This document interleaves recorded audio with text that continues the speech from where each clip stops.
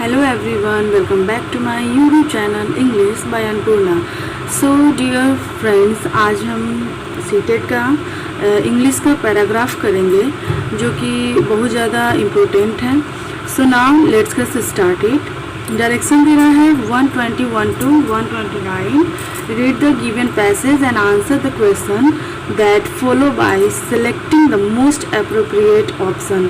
देखिए सीटेट में यही बहुत हार्डनेस होती है कि आपको मोस्ट अप्रोप्रिएट ऑप्शन चूज़ करना होता है, क्योंकि उसमें चारों ऑप्शन सही होते हैं जिसमें से सबसे ज़्यादा जो करेक्ट होता है उसे आपको चूज़ करना होता है.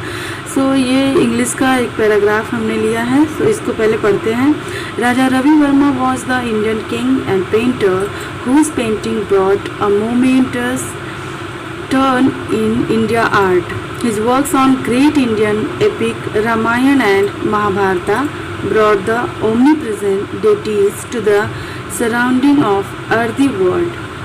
This shows excellent fusion of Indian traditional art with European realism. The painting influenced future generation artists and also influenced the literature and film. His representation of mythological character has become a part of the Indian imagination of the classics. His style is criticized for being too gaudy and sentimental. तो इस paragraph का जो meaning है वो ये है कि जो राजा रवि वर्मा थे वो एक राजा थे और एक बहुत बड़े पेंटर थे जिनकी पेंटिंग हम इंडियन आर्ट में अक्सर देखते हैं. और उनका जो वर्क है वो और भी कहाँ दिखता है तो हमारे महाकाव्य रामायण में, महाभारत में उन्होंने बहुत सारा उनका पेंटिंग लिया गया है. और इनके पेंटिंग को देखते हुए जो Indian traditional art with European realism, मतलब कि इनके पेंटिंग के एक्सीलेंट से हमारा जो यूरोपियन रियलिज्म है वो बहुत आगे बढ़ा. इस तरह से इनके साहित्य द्वारा कई फिल्में भी बनी, मतलब इनकी आर्ट बहुत ज़्यादा फेमस आर्ट हो गई. So Ravi Verma was born on April 29, 1848 in Kilimanur Palace in Kerala. Ravi Verma was brought up in environment of art and culture. At the age of 7, he started painting the figure of animal act, and 7 he started painting the figure scenes for daily life on the wall with charcoal. As he grew up, he was exposed to the famous painting of Indian painters. Here he was using indigenous paints made from leaves, flowers. He enhanced his creativity by listening of the music of veterans, watching Kathakali, a folk dance form, going through the manuscript preserved in ancient families, and listening to the artistic interpretation of epic. In the sense Ravi Varma का इसमें जन्म बता रहा है 29 अप्रैल 1848 में हुआ था, जो कि एक कल्चरल पेंटर थे और इन्होंने अपने पेंटिंग में कुछ प्राकृतिक रंगों का इस्तेमाल किया था. और सबसे पहले इन्होंने अपने लाइफ का एक सबसे इम्पोर्टेंट जो पेंटिंग है उन्होंने चारकोल से वॉल पे किया था, और वो इसी से अपने आर्ट को, पेंट को बहुत ज़्यादा इन्हेंस करते थे, जिसे देखकर और भी आगे लोग पेंटिंग करने लगे. नेक्स्ट लाइन इज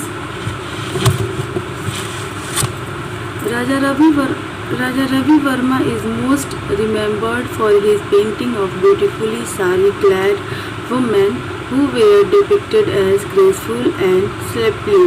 मतलब इन्होंने एक बहुत शानदार पेंटिंग बनाई थी जो कि एक औरत की थी और जो कि साड़ी पहने हुए थी. वो उनका बहुत ही फेमस आर्ट था.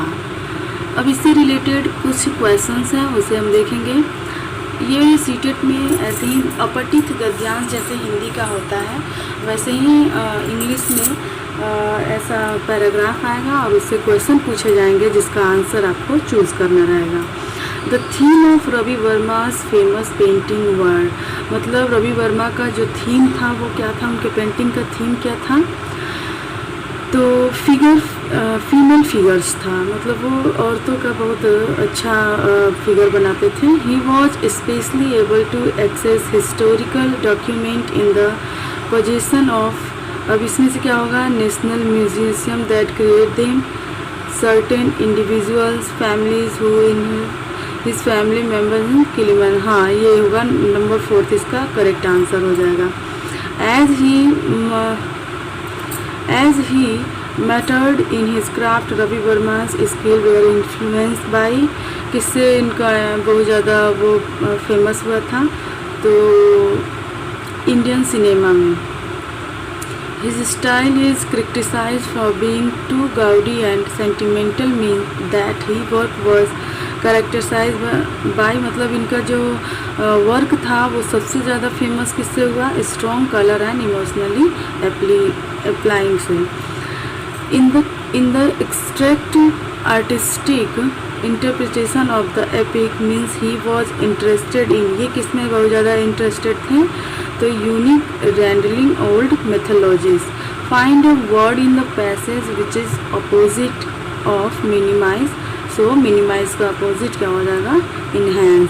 द आर्टिकल इज ए, ये क्या है, फिक्सन है, ऐसे है, बायोग्राफी है, ऑटोबायोग्राफी है, so it is a biography.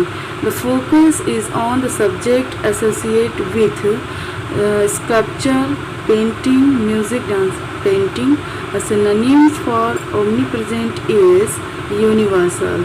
सो इसी तरह से कई सारे पैराग्राफ पूछे जाएंगे जिन्हें आपको आंसर देना पड़ेगा। तो सीटेट में ये बहुत ज़्यादा, ये कहीं से पढ़ा हुआ नहीं आता है, ये अपठित गद्यांश आता है। सो इसका आप जितना प्रैक्टिस करेंगे उतना आपके लिए सही रहेगा। So enjoy this video.